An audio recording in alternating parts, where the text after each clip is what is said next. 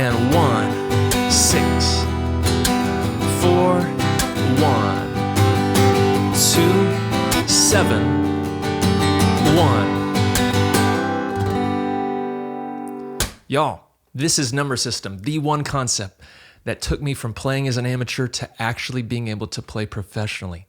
So I'm so excited you're here to learn this because it's going to change your world. It really is. So by the end of this video, you're going to know how to do the 4 major things number system allows you to do out there in the real world. The first one is the instant transposing of songs, being able to put it in any key that you want right on the spot. The second thing it will allow you to do is the instant learning of songs, being able to hear a song just one time and then you can immediately play it back, no problem. The third thing it'll allow you to do is to instantly write songs. Already know a grouping of chords that's going to sound perfect underneath that melody line. And the fourth thing is the instant communication of songs. You're going to be able to communicate with complete clarity to any group of professional musicians. So y'all, this is huge. Let's do it. So first things first, we got to ask the question, what is it? What is number system in concept? And so conceptually what it is it's just simply a method of allowing you to transcribe, meaning write down, or to communicate verbally chord progressions using numbers rather than letters. And so it changes our thinking from these exact letters that have to change for every key into thinking in just one general pattern of 7 chords that can be applied to any key. So it dramatically simplifies our thinking, and then it also demystifies the relationships that chords have between one another. So how is number system actually built? How is it constructed? What is it built upon? Well, it's all coming from one thing, the major scale.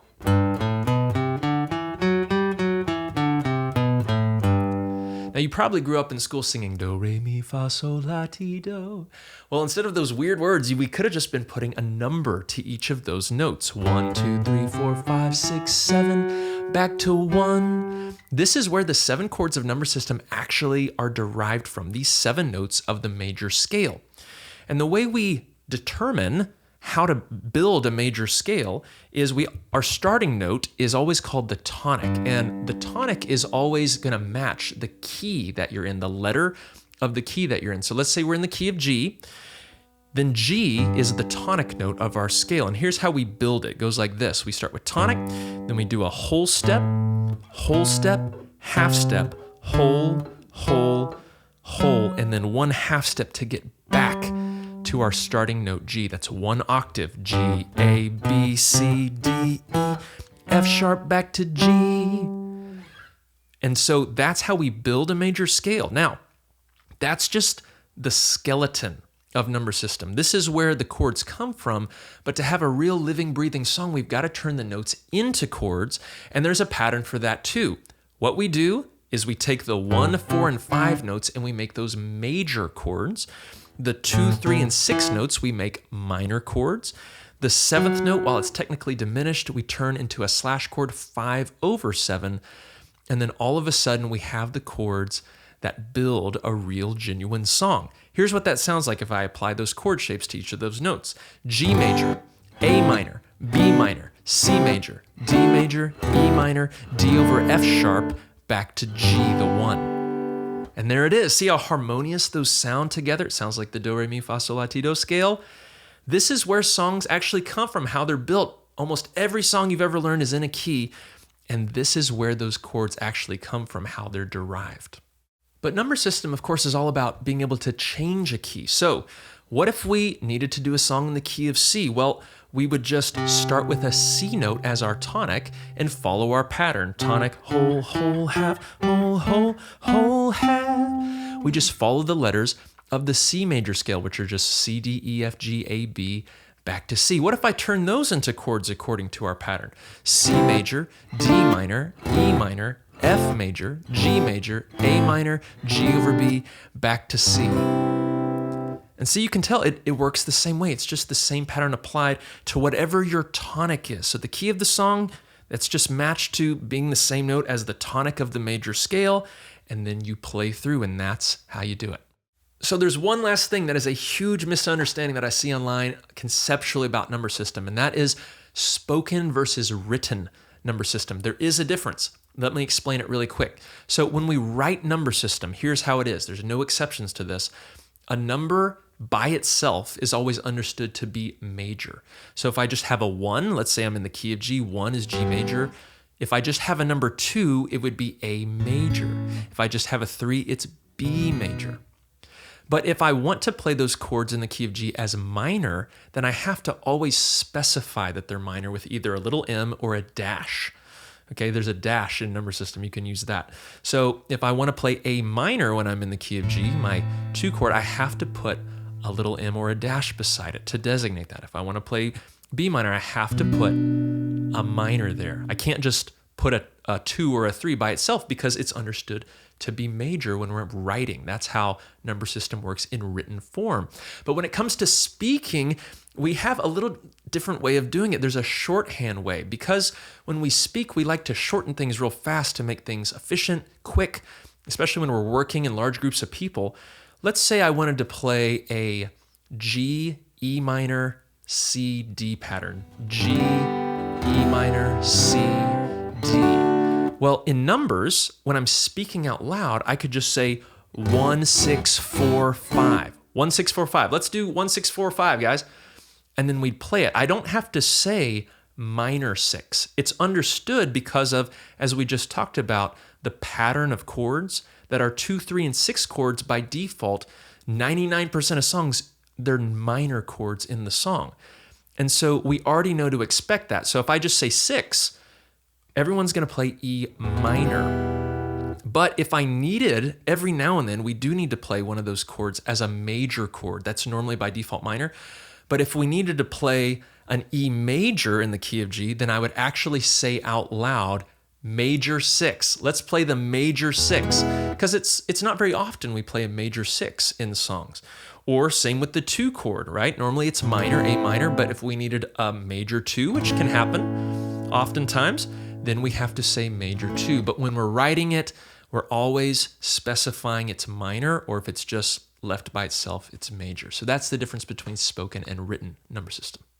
Well, now let's jump into the 4 real-world examples. Go ahead and grab your guitar, your instrument. If you don't have it, let's do this together. So most people get a number system, and this is how it was for me, because I got frustrated that I couldn't transpose music while somebody else could, and I learned that number system was it, right? So let's say, for instance, here's the example. Let's say we have a male vocalist playing along to this chord progression in the key of G. G, E minor, C, G, A minor, D over F sharp, and G. Okay, now let's say for some reason we have another vocalist who comes in, but this time it's a female vocalist, and she's like, instead of the key of G, I need the key of C.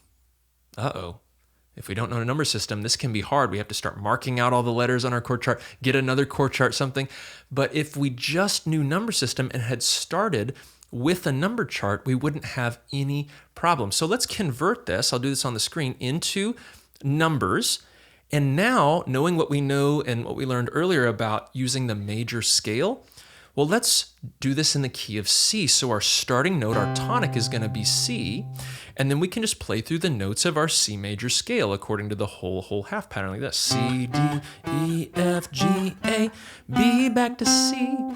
We convert each of those chords into using our chord pattern. So we've got C, D minor, E minor, and so on. And so now if we play it like this, we can convert it. 1 chord is C, 6 chords A minor, 4 is F, 1 is C, minor 2 is D minor, G over B, back to C.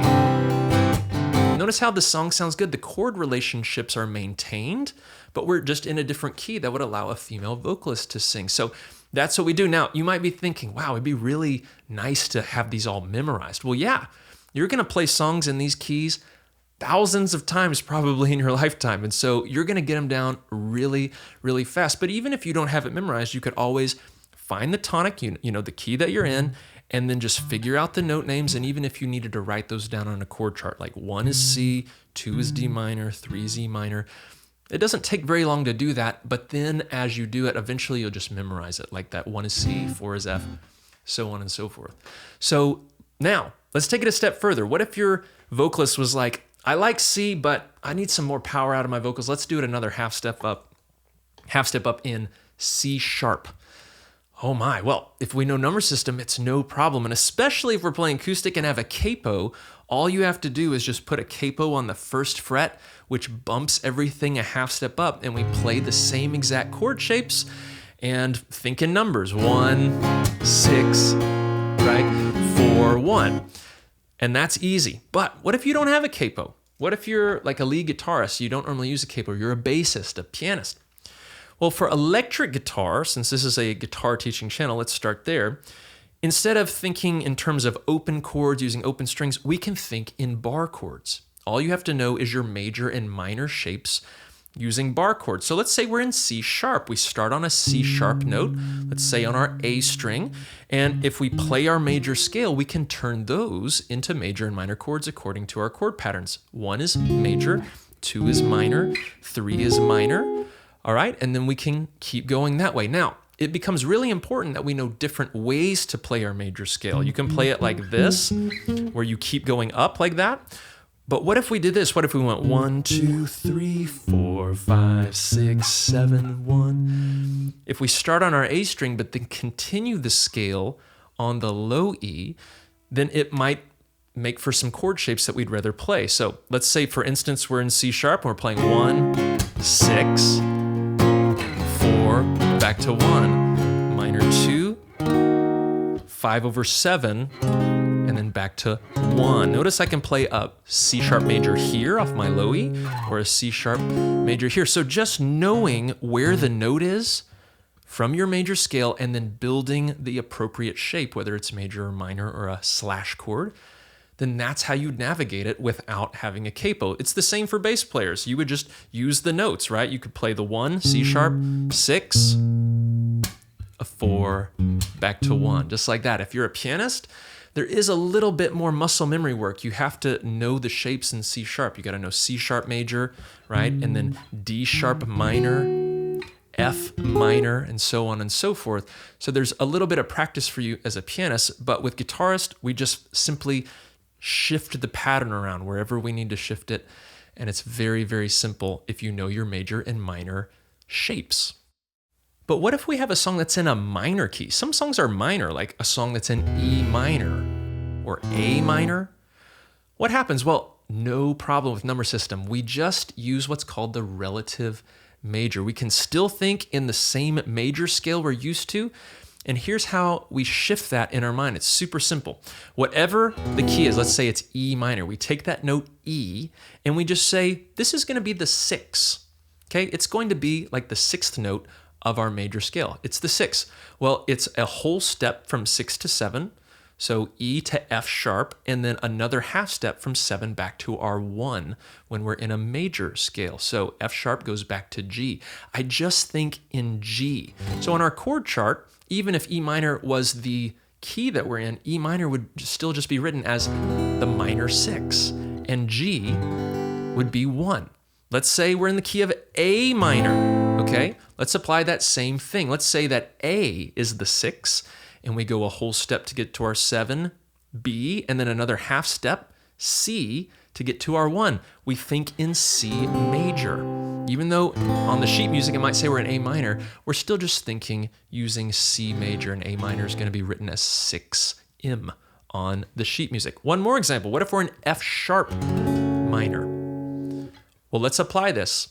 F sharp minor, let's just say F sharp's going to be our 6. And now we're going to go a whole step up, G sharp, and another half step gets us back to our 1, A.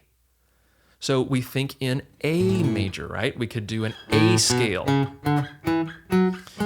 and just convert those into chords using what you've already learned. So that's how we deal with minor keys. It's no problem when we think in the relative major. Well, y'all, the last thing I want to say about transposing is don't be afraid to make the switch. That was a hard thing for me. I was so used to using letters. I was afraid to switch to numbers. And then one day I just decided I'm just going to stinking turn every chart into numbers and just deal with it. And I learned it in about a week. I mean, I got it down in over a few months. I got really smooth. And then after a few years of doing it, I just felt like an expert at it. So just determine to make the switch and you'll do wonderfully. So now let's talk about how number system helps us to instantly learn songs. I baffle my students often when they bring me a song, they're like, hey, could I learn this? And then I play it back for them after the first time I've heard it. They're like, how did you do that? And it's because of everything we've been talking about so far. Here it is. Here's the one thing I'm looking for. I'm looking for the tonic. Whatever the song is that we're listening to, I'm listening for the note that the scale of the song is based on, because once I find that, then I can pretty much know everything else. Once I find the key that I'm in based on that tonic, then I already know that there's 7 other chords that I'm expecting to find in this song. And oftentimes, if you're doing pop, country, rock, or CCM, a lot of those songs only use 4 or 5 chords. And oftentimes, the chords used most are the 1, 4, 5, and 6 chords. So not only do I have this expectation that I'm probably going to encounter the 7 chords, but even less than that probably using 1, 4, 5, and 6 chords. So check this out. I'm going to play a song for you that, a student could bring to me and they'd say, hey, could you teach this to me? So I start listening. And here's what I do. I start on my low E and I listen for notes that sound harmonious and I don't skip anything. And I'm asking myself, which note does it sound like everything's moving towards? All these chords, they're created from one scale. And so which note is it? Let's see. I'll hear that chord. I can tell that's the 1 chord. See how solid it feels like it'd be final? So let's see if I can find that note. I can tell right there. Do you hear that? See how it floats towards it right there? If I come from higher, hear that right there? So what note is that? That's my 5th fret on the low E. I can tell everything's traveling towards that one note and is all based off that. And that's my A note, right? So now knowing what we know about how to turn an A note into a major scale, I can now think through this and know what chords I'm going to be playing or could expect to hear. And so in the key of A, it's A, B minor, C sharp minor, D, E major, F sharp minor, E over G sharp, A. So now as I go through this and I go back to the beginning, I already have this expectation. I'm probably going to hear A, D, F sharp minor, and E, right, as my 1, 4, 6, and 5 chords. Let's listen for this. Okay, that first chord is clearly minor, and then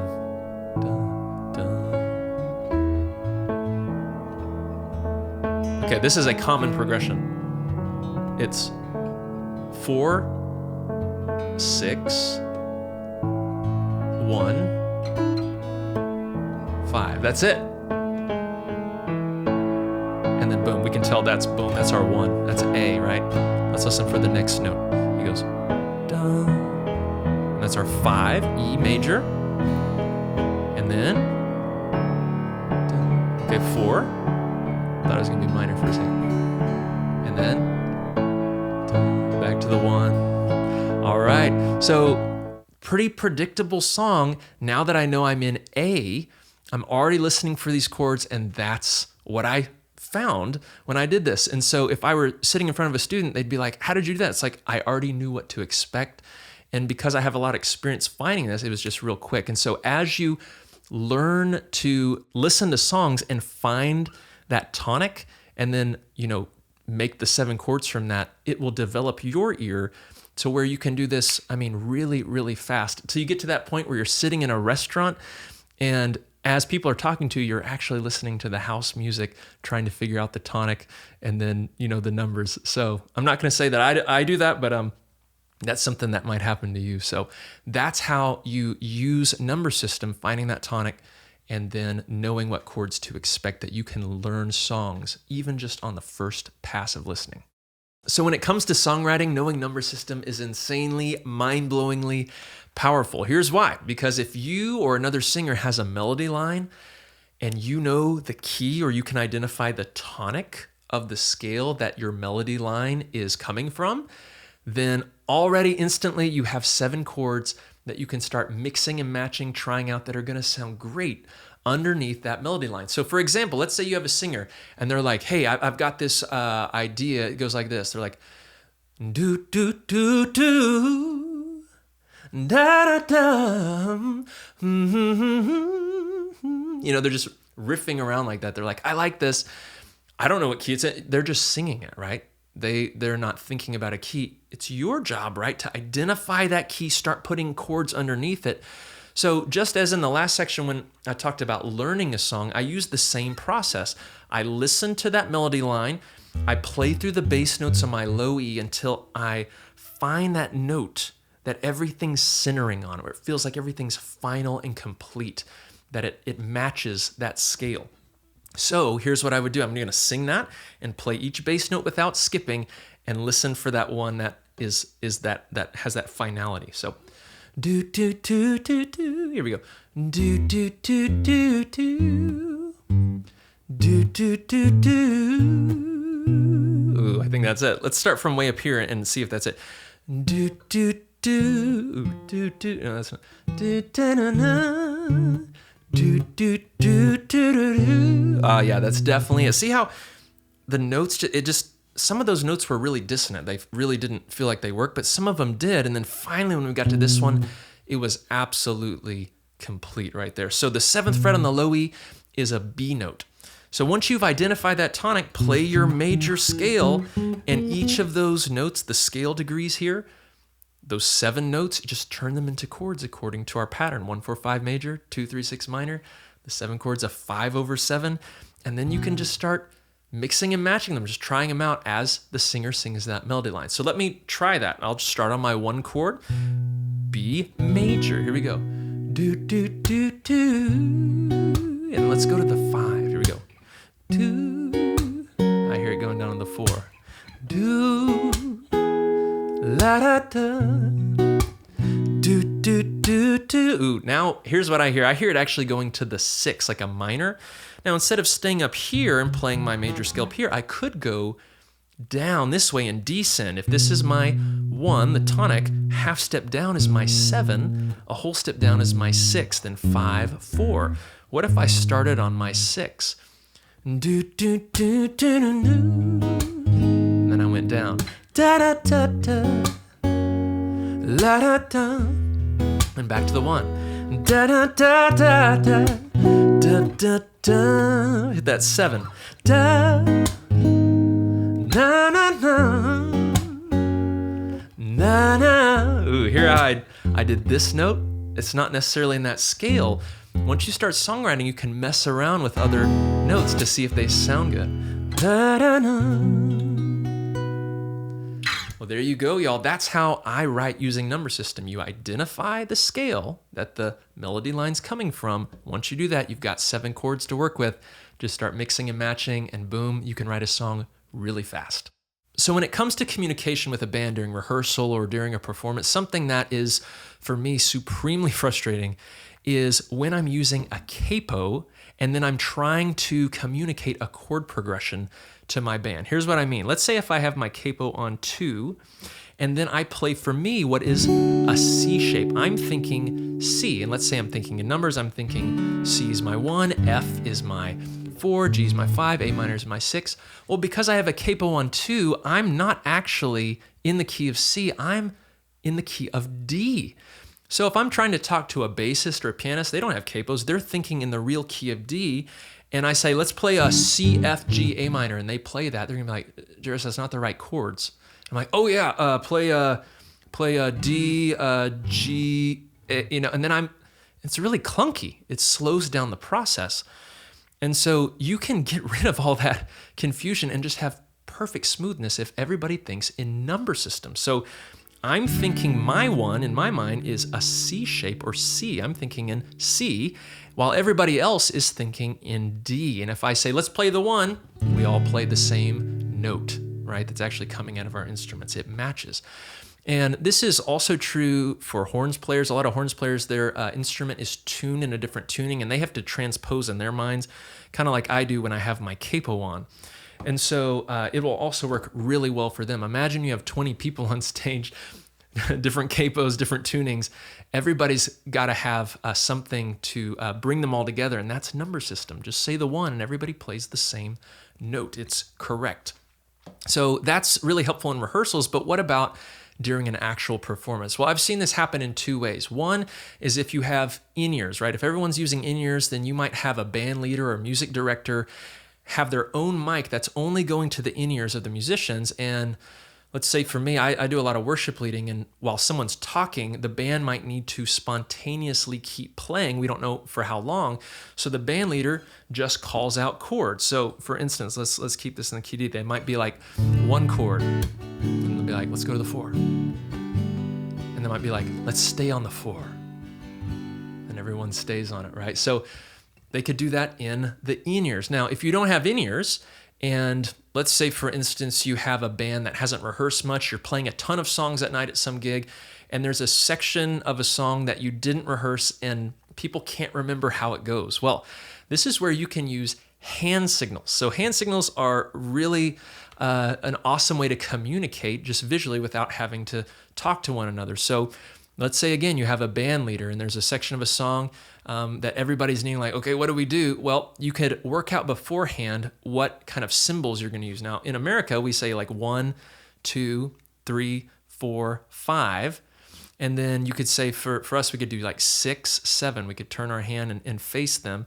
And so like if you were like, let's do a 1, then 6, then 5, then 4 progression, it's really easy to see that from across stage, and you just work that out beforehand, and it keeps everybody playing, everybody tight, the show going. And so number system is so powerful when it comes to communication.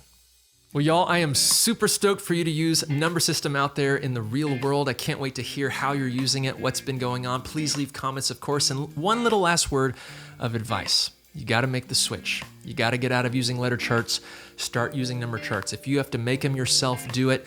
If there's someone else preparing them for you, ask them to use numbers. Just make it happen. And if you make that switch, I promise you, you're going to get it down really fast. You're going to go from thinking and playing like an amateur to thinking and playing professionally, being able to hang with the pros. So I look forward to that. Thank you again for your support. Please like and subscribe. I'll see you at the next lesson.